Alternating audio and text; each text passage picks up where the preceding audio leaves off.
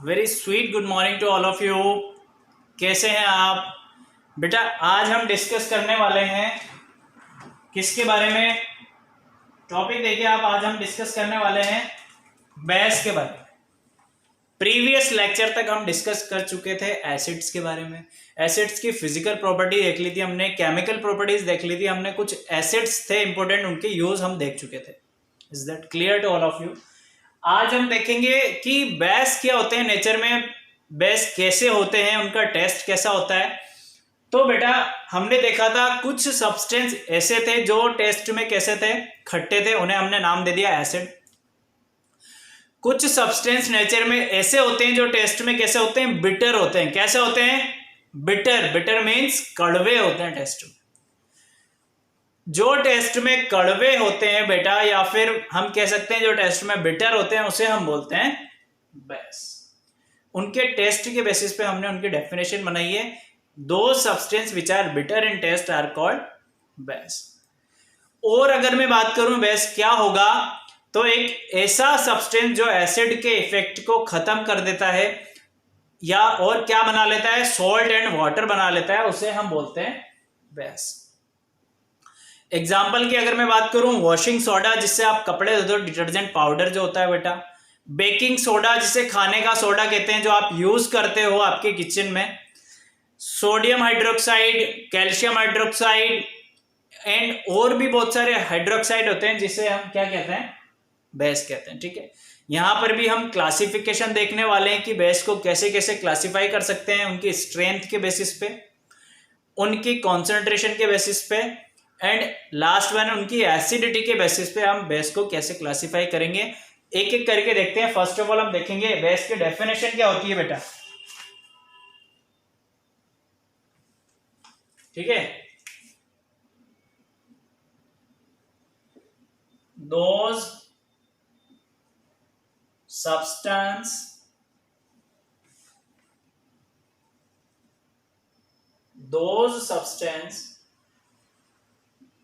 which have bitter taste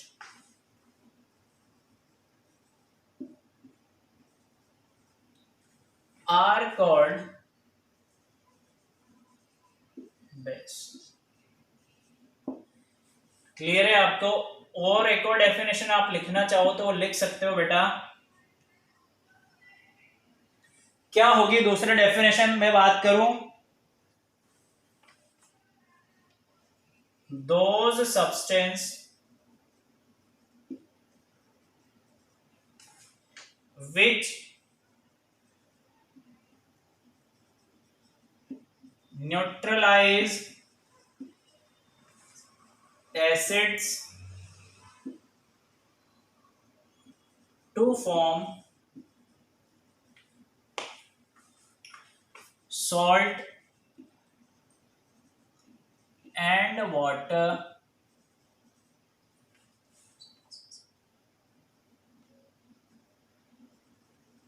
are called bases। Clear है बेटा यहां तक? एग्जाम्पल की अगर मैं बात करूं, एग्जाम्पल क्या क्या होगा, वॉशिंग सोडा जो आप यूज करते हो वह बेस होता है बेटा। वॉशिंग सोडा आप किचन में यूज करते हो, बेकिंग सोडा वो बेस होता है बेटा। बेकिंग सोडा जो आप यूज करते हो वो भी बेस होता है। एंड अगर मैं बात करूं सोडियम हाइड्रोक्साइड, जितने भी हाइड्रोक्साइड होते हैं नेचर में वो सब बेस होते हैं। सोडियम हाइड्रोक्साइड, कैल्शियम हाइड्रोक्साइड, इसका फॉर्मूला होता है CaOH का होल ट्वाइस। याद रखना, सोडियम हाइड्रोक्साइड होता है आपका NaOH। जितने भी हाइड्रोक्साइड आते हैं नेचर में कैसे होते हैं, बेस होते हैं। क्लियर है? आगे बढ़ने से पहले मैं आपको बहुत इंपॉर्टेंट चीज बताने वाला हूं, वो देखिए पहले आप। आपने नाम सुना होगा एक टर्म्स की, एल्कलीज या फिर एल्कलाइज होती है। क्या है? एल्कलीज या फिर एल्कलाई जो होती है बेटा, क्या एल्कली या फिर एल्कलाई जो टर्म आप सुनते हैं वो क्या होती है? सो एल्कलीज कुछ नहीं होता है, कुछ ऐसे बेस होते हैं जो वाटर में डिसॉल्व हो जाते हैं या फिर वाटर में सॉल्युबल होते हैं, उसको हम बोल देते हैं alkalis. Those says which are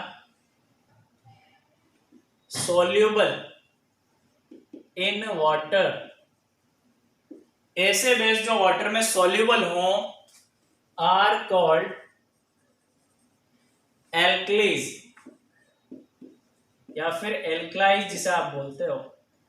ठीक है, एग्जाम्पल अगर आप देखो कौन कौन से होंगे, सोडियम एंड पोटेशियम के जो हाइड्रोक्साइड होते हैं, यानी मैं बात कर रहा हूं सोडियम हाइड्रोक्साइड की और मैं बात कर रहा हूं पोटेशियम हाइड्रोक्साइड की। So these are the bases which are easily dissolve in water, इसलिए हम इसे बोलते हैं alkalis. Where is basis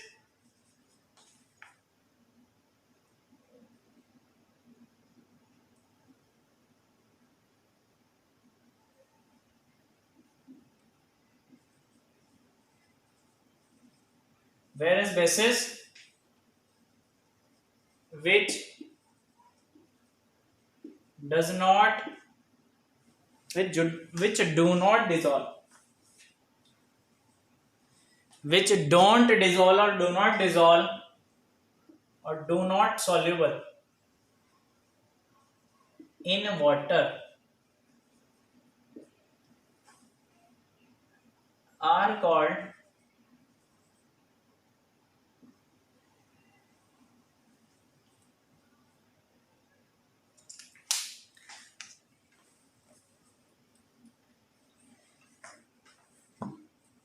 like. कौन कौन से होंगे, मैग्नीशियम हाइड्रोक्साइड होगा आपका, कैल्शियम हाइड्रोक्साइड होगा आपका। ठीक है, अगर मैं बात कर रहा हूं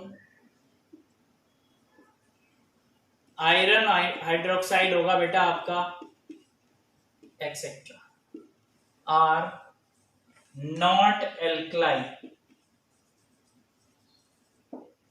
आर नॉट एल्कलीज। ठीक है, जो वाटर में डिसॉल्व हो जाता है उसे एल्कलीज बोलते हैं, जो बेस वाटर में डिसॉल्व नहीं होता है उसे एल्कलीज नहीं बोलते हैं। एक बहुत ही इंपॉर्टेंट नोट डालेंगे आप, जो आपसे मोस्टली पूछा जाता है कंपटीशन में, बहुत इंपॉर्टेंट है बेटा, याद रखना, बहुत ध्यान से देखो क्या बताने वाला हूं मैं नोट में, बहुत ध्यान से पढ़ना। All alkalis are bases, but all bases are not alkalis। Is that clear? बहुत ध्यान से पढ़ो बेटा, बहुत ध्यान से पढ़ो। जितने भी एल्कलीज होते हैं नेचर में वो सब बेस होते हैं, पर ये नहीं है होगा कि जितने भी बेस होंगे सारे एल्कली होंगे, यह पॉसिबल नहीं है। बहुत ध्यान से पढ़ना, ऑल एल्कलीज आर बेसिस, जाहिर सी बात है जो पानी में डिसॉल्व हो जाएगा पर है तो बेस। सो सारे एल्कलीज बेस तो होंगे पर सारे बेस एल्कलीज होंगे ये जरूरी नहीं है। बहुत इंपॉर्टेंट नोट है, ध्यान रखिएगा। अब हम देखते हैं बेटे क्लासिफिकेशन ऑफ बेसिस। क्लासिफिकेशन हम कैसे कर सकते हैं बेस का, वो हम देख रहे हैं एक बार। सो फर्स्ट देखेंगे हम क्लासिफिकेशन में on the basis of strength. On the basis of strength हम कैसे क्लासिफाई कर सकते हैं वो हम देख लेते हैं एक बार।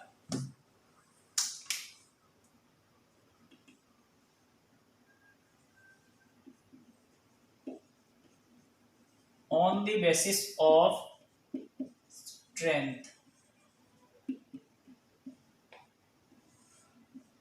स्ट्रेंथ के बेसिस पे हम क्लासिफाई कर सकते हैं बेस को बेटा टू टाइप्स में। फर्स्ट होगा आपका स्ट्रॉन्ग बेस, सेकंड होगा आपका वीक बेस। सो एक एक करके डिस्कस करेंगे। पहला हम ले रहे हैं, फर्स्ट हम ले रहे हैं N strong.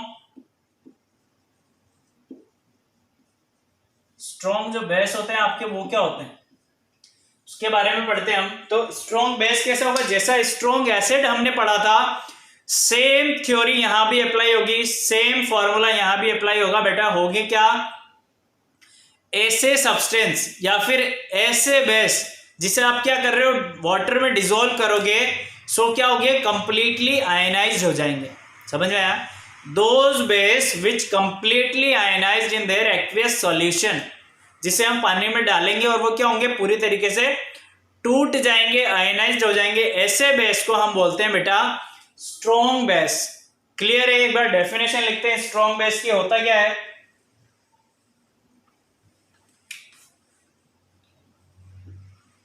The alkali or base which undergoes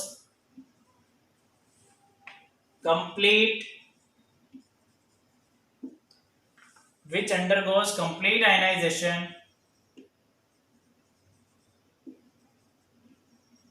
in their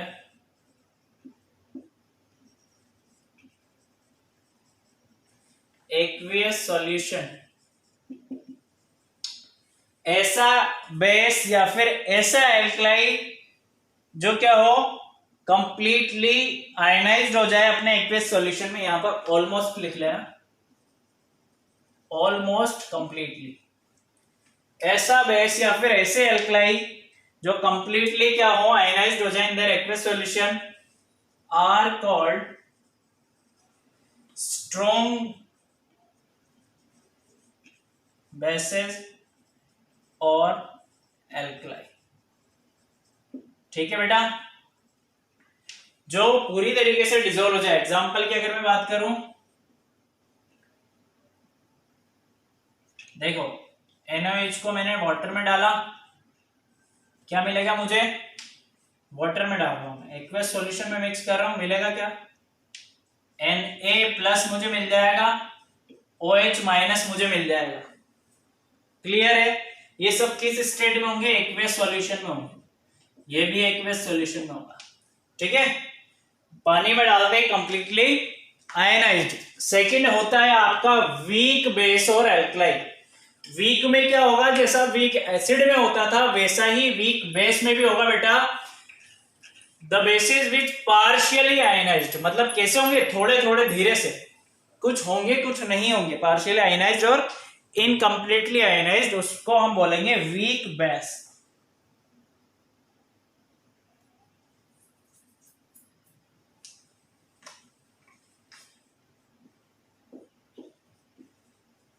week alkali और बेस क्या होंगे, दोज बेस और alkali which undergo only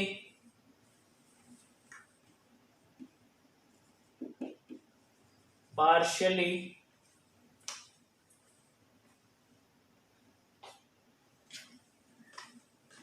partial ionization, लिख लो, partial ionization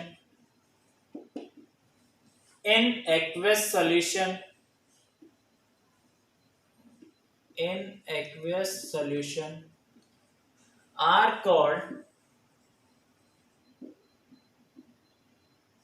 weak base और alkalis। ठीक है, एग्जाम्पल अगर मैं लेता हूं बेटा, मैग्नीशियम हाइड्रोक्साइड को मैं वाटर में मिक्स कर, किसमें, मैग्नीशियम हाइड्रोक्साइड को जैसे ही मैं वाटर में मिक्स करूंगा क्या होगा, मेरे को मिलेगा 2Mg+ और इधर मुझे मिल जाएगा OH2-।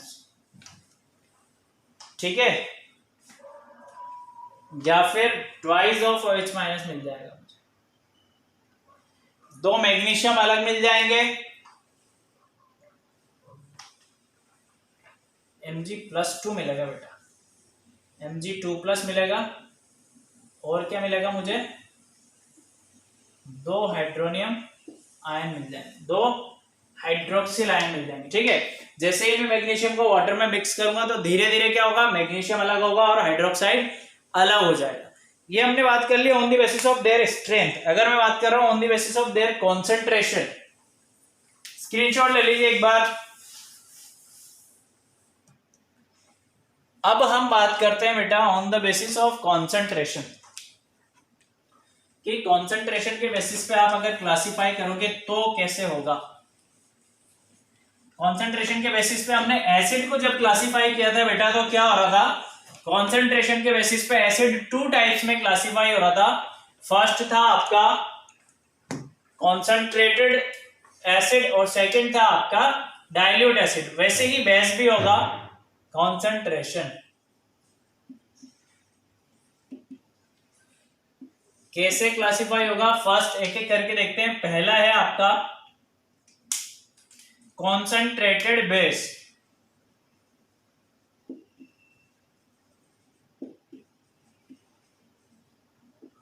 या फिर बेस, ठीक है। डेफिनेशन लिखते हैं, ठीक है। कैसा बेस होगा बेटा,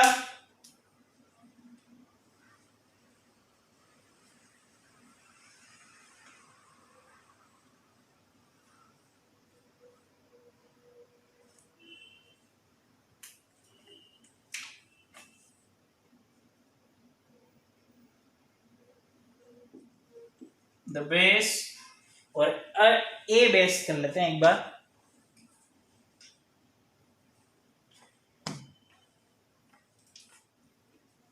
ए concentrated base which contains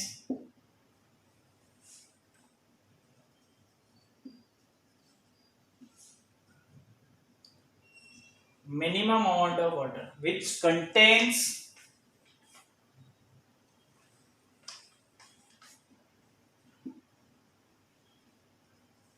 minimum possible amount of water, minimum possible amount of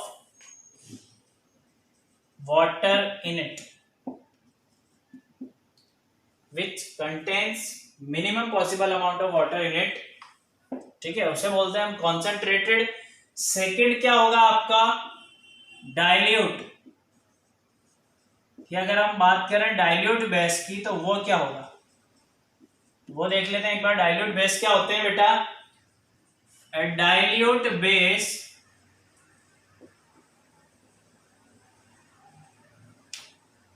क्या होगा, विच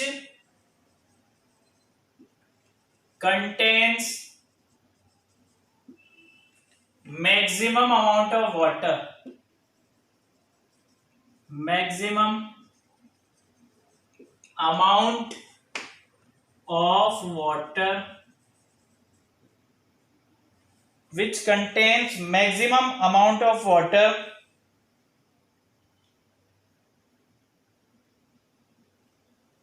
in it, ठीक है। डाइल्यूट कैसे बनाएंगे, जब हम कॉन्सेंट्रेटेड बेस में आप वाटर मिक्स करोगे, कितना water, maximum amount of water mix कर दोगे, सो जो बेस मिलेगा आपको वो मिलेगा dilute base. Is that clear to all of you. हम सेकंड टाइप्स पढ़ चुके हैं पूरा, on the basis of concentration base कैसा होगा हम देख चुके हैं बेटा, ठीक है। तीसरा टाइप से इसका अगर मैं बात करूं on the basis of basicity, basicity हमने एसिड में पढ़ा था, यहां पर हम पढ़ेंगे on the basis of acidity.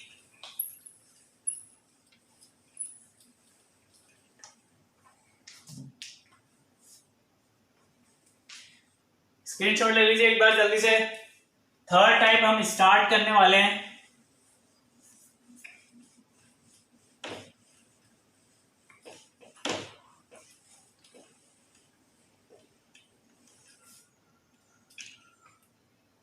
on the basis of acidity। Third है on the basis of कि आप एसिडिटी के बेसिस पे कितने पार्ट्स में बेस को क्लासिफाई कर सकते हो। सो जैसे हम वहां करते थे वैसे हम यहां भी करेंगे बेटा। फर्स्ट होगा हमारा मोनो एसिडिक बेस, वहां हम पढ़ते थे मोनोबेसिक एसिड, यहां हम पढ़ेंगे मोनो एसिडिक बेस। जैसे वहां पर होता था जब आप किसी एसिड को डिसॉल्व करते थे, वैसे ही सेम चीज यहां पर होगी। जब आप किसी बेस को डिसॉल्व कर रहे हो वाटर में, सो वो क्या करेगा, वाटर में 1 हाइड्रोक्सिल आयन, ध्यान देना मेरी बात पे बहुत ध्यान से, 1 हाइड्रोक्सिल, वहां पर हम पढ़ रहे थे हाइड्रोनियम H+ आयन, यहां हम पढ़ेंगे 1 हाइड्रोक्सिल मींस OH- आयन, ठीक है। Base when dissolved in water gives 1 hydroxyl ion in their aqueous solution. Is that clear? उसे हम बोलेंगे मोनो एसिडिक बेस। क्लियर है सबको? मोनो एसिडिक क्या होगा, एक बार डेफिनेशन लिखते हैं बेटा मोनो एसिडिक की।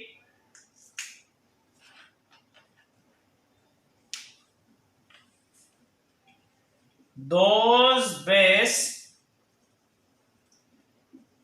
which produce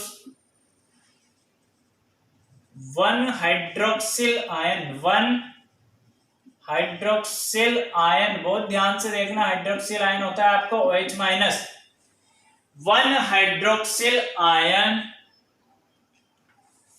पर मॉलिक्यूल, एक मॉलिक्यूल कितना देगा, 1 हाइड्रोक्सिल पर मॉलिक्यूल इन देयर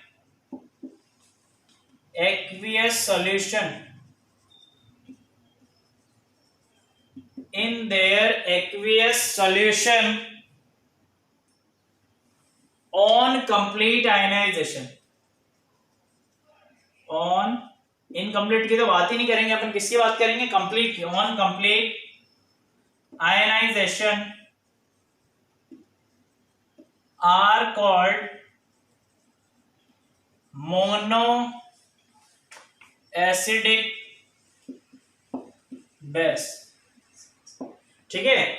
ऐसे बेस जिसे क्या करें बेटा, एक हाइड्रोक्सिल आयन दें। एग्जांपल अगर मैं लेता हूं, मैं ले रहा हूं पोटेशियम हाइड्रोक्साइड, इसको मैंने डिसॉल्व कर दिया वाटर में। जैसे ही आप वाटर में डिसॉल्व करोगे होगा क्या, जल्दी से बताओ मुझे।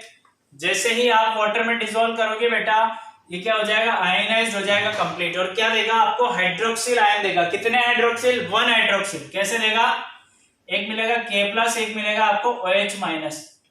सो जो OH- आपको मिल रहा है वो आपका हाइड्रोक्सिल आयन है। क्या है, ये आपका जो आयन है, ये आपका हाइड्रोक्सिल आयन है बेटा। OH- जो आपको मिल रहा है ये आपका हाइड्रोक्सिल आयन होगा। Is that clear to all of you? समझ में आया? मोनो एसिडिक क्या होंगे, वैसे ही डाई एसिडिक भी होगा और ट्राई भी होगा। लिख लेते हैं एक बार दोनों। सेकंड है आपका di acidic, di acidic bases, वो क्या होंगे, वो देखो आप, दोज bases which produce, अब की बार कितने होंगे, पहले 1 हो रहे थे, अब कितने हो जाएंगे बेटा, 2 हाइड्रोक्सिल आयन, या फिर हाइड्रोक्साइड भी बोल सकते हो आप, हाइड्रोक्सिल को कोई जरूरी नहीं। हाइड्रोक्सिल आयन OH- लिख लेना ब्रैकेट में, पर molecule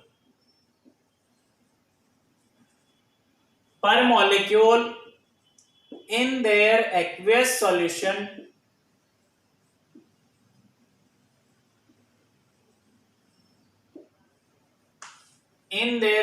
solution on complete ionization are called diacidic bases, ठीक है। एग्जाम्पल की अगर मैं बात करूं तो देखो, मैग्नीशियम हाइड्रोक्साइड जैसे ही मैंने डिसॉल्व किया, सो मेरे को कितने हाइड्रोक्सिल मिलेंगे बेटा, 2 हाइड्रोक्सिल मिलेंगे। साथ में क्या मिलेगा, Mg+2, और मेरे को मिलेंगे 2 हाइड्रोक्सिल आयन। देखो कितने मिल रहे हैं, 2। क्या मिल रहा है, हाइड्रोक्सिल आयन। ये क्या है,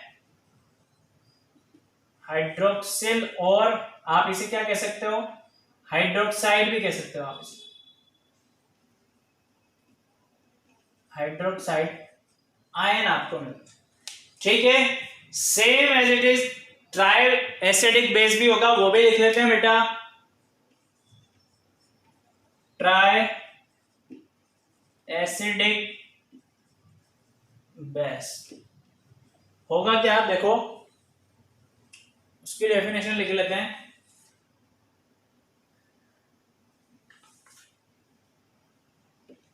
Those bases which produce, कितने होंगे इस बार, hydroxide ion, 3 hydroxide ion, which produce 3 hydroxyl ion, bracket में OH माइनस लिख लेना, in sorry per molecule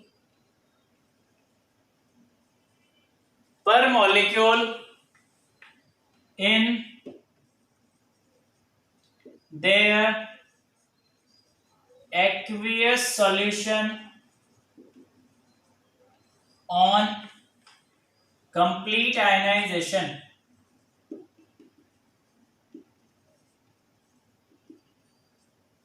are called tri-acidic bases। Clear है, मोनो में 1 होगा, डाई में 2 होंगे, ट्राई में 3 हाइड्रोक्सिल आयन होंगे। इसका एग्जांपल देखें अपन, इसका एग्जांपल होता है बेटा, आप एल्यूमिनियम हाइड्रोक्साइड क्या कर रहे हो, डिसॉल्व कर रहे हो वाटर में, यहां पर आप ऐसे लिख सकते हो, जैसे ही आप वाटर में डिसॉल्व करोगे होगा क्या, आपको Al3+ मिलेगा,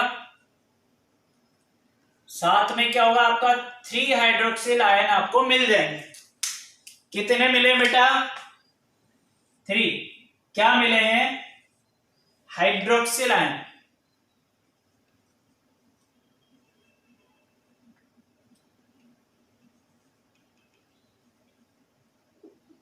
ये इंपॉर्टेंट चीजें ध्यान रखना, कितने मिले, 1 2 3, यहां पर 1 है, जहां कुछ नहीं होता वहां पर 1 ले लेते हैं, यहां पर 1 मिल रहा है, यहां पर 2 मिल रहा है, यहां पर 3 मिल रहा है। Is that clear to all of you? एक बार स्क्रीनशॉट ले लीजिए जल्दी से, टेक अ स्क्रीनशॉट। यहां पर हमारा जो बेस है उसका क्लासिफिकेशन है वो कंप्लीट होता है बेटा, हमने पढ़ लिया कॉन्सेंट्रेशन के बेसिस पे, हमने पढ़ लिया स्ट्रेंथ के बेसिस पे, लास्ट हमने देखा था उसकी एसिडिटी के बेसिस पे।